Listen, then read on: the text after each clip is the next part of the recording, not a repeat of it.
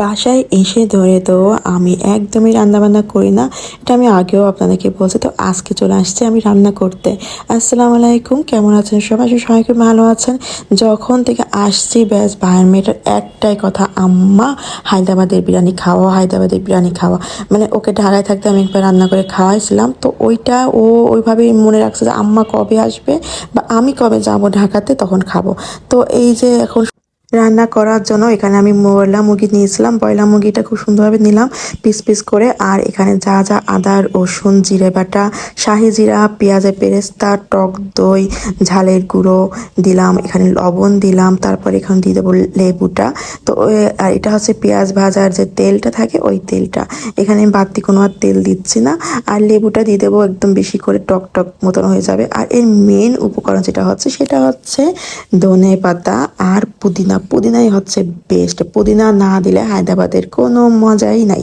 আর এখানে হচ্ছে হায়দ্রাবাদের বিরিয়ানির প্যাকেটের যে মশলাটা সেটা দিয়ে দিলাম। আর কিশমিশটা কিন্তু সব সময় আমার একটু অপশনাল থাকে একটা জিনিস, তো সেটাই হচ্ছে অপশনাল। আর এখানে দিলে একটু জাফরান দিয়ে ব্যাস, এটা এত মজা করে মাখাতে হবে, মানে মাখাতে মাখাতে মনে হবে যেন জীবনের মানে ঘিরান আর ঘিরান, এত সুন্দর একটা ঘিরান আসে। আর দুই ছোট তো বসেই আছে আগের থেকে, তারা দুজন বসে বসে মানে দেখতেছে আর ঘেরান নিচ্ছে আর বলতেছে আম্মা এত সুন্দর ঘেরান। আর সে আবার বসে বসে ভাইকে একটু একটু করে পানি খাওয়াচ্ছে, মানে সে আমার ছেলে তরকারির ঝোল খাচ্ছে তো ওর ঝাল লেগে গেছে। তো এখানে আমি একটু চেয়ে দিলাম যেহেতু বাচ্চারা একটু খাবে। আর আমি বলছি দেনে খা খা খা নে, এখনই খেয়ে ফেলতে এটা ধর। তো এখানে হচ্ছে একটু গুঁড়ো দুধ নিলাম, এটা হচ্ছে জাফরানটা মিশাই দেওয়ার জন্য। তো ওইটা হচ্ছিল সুন্দরভাবে কালার হওয়ার জন্য, এটা সুন্দর করে একটু দুধে ভিজাই রাখলাম। কারণ হায়দ্রাবাদের বিরিয়ানির চেহারাটা অনেক সুন্দর করে এই দুধ দিয়ে জাফরানটা মিক্স করে রাখাতে। তো এই যে হয়ে গেল, এখন হাতে মাখা পানিটুকু দিয়ে ব্যাস আমি এটা চুলোতে বসায় দেবো।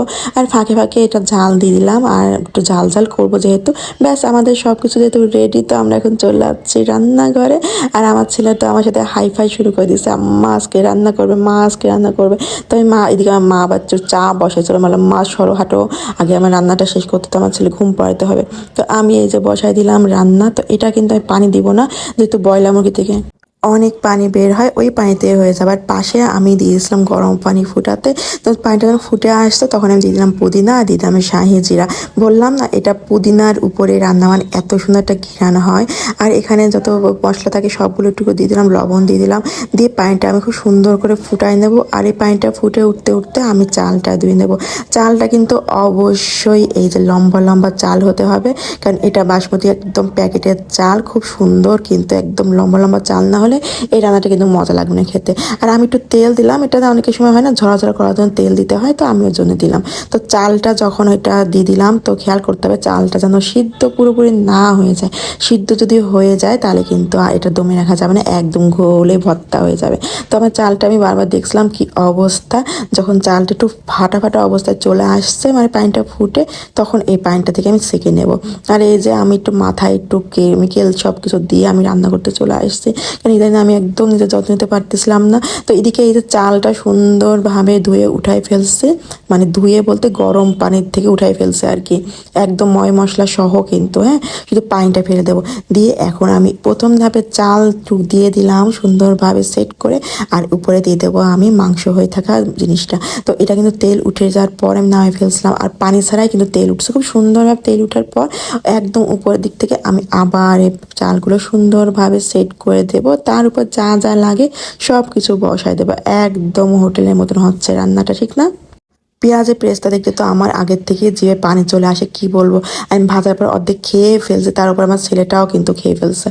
এই যে এরপর দিয়ে দিলাম আবার পুদিনা পাতা, শুধু পুদিনা আর পুদিনা, পুদিনার সমারোহ, মানে একদম বেশি পুদিনা পাতা লাগে। আর রান্নাটা কিন্তু পুদিনার জন্যই করা আসলে।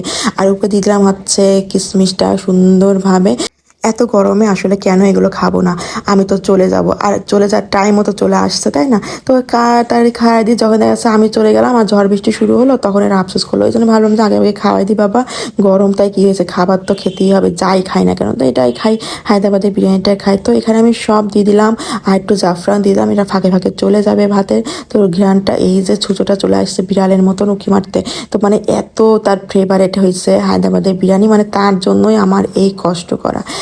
বলছি কিন্তু বারবার যে খাবি তো খাবি তো, আমি বলছি হ্যাঁ আম্মা তুমি রান্না করো, দেখো আমি খাবো। তো ব্যাস রান্না করতেছি, এটা আছে দমে দিয়ে দেবো। তো ফার্স্টে আমাদের আটার গোল্লাটা বেঁকাই গেছিলো, পরে আবার ঠিক করে এটা বসাই দিলাম। তো চারিপাশ এভাবে করে দিতে হবে যাতে এটা দমে থাকবে। তো এটা সুন্দরভাবে হয়ে গেছে মাশাআল্লাহ। প্রায় আমি 40 মিনিট পর্যন্ত চুলোয় দমে রেখে দিয়েছিলাম। তো উঠানোর পরে এত সুন্দর একটা কালার আসছে, ব্যাস ঘিরানে তো ঘর একদম ময়ময় হয়ে গেছে। আমার মা তো বলতেছে আশেপাশে সবাই ভাববে কি রান্না করতেছি।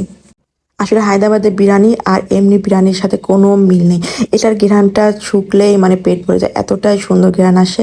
আমার এর আগেও একটা রেসিপি কিন্তু দেওয়া রয়েছে আমার পেজে, আপনারা চাইলে ওইটাও কিন্তু দেখে নিতে পারেন। যে তো এইটা আমি সবার প্লেটে সুন্দর করে বেড়ে দিচ্ছি। আগে পুচুদের প্লেটগুলোতে আমি বেড়ে দিচ্ছি, আর আমাকে খাওয়া শুরু করে দিচ্ছি। আর পাশে আমার পুচুটাও খাচ্ছে।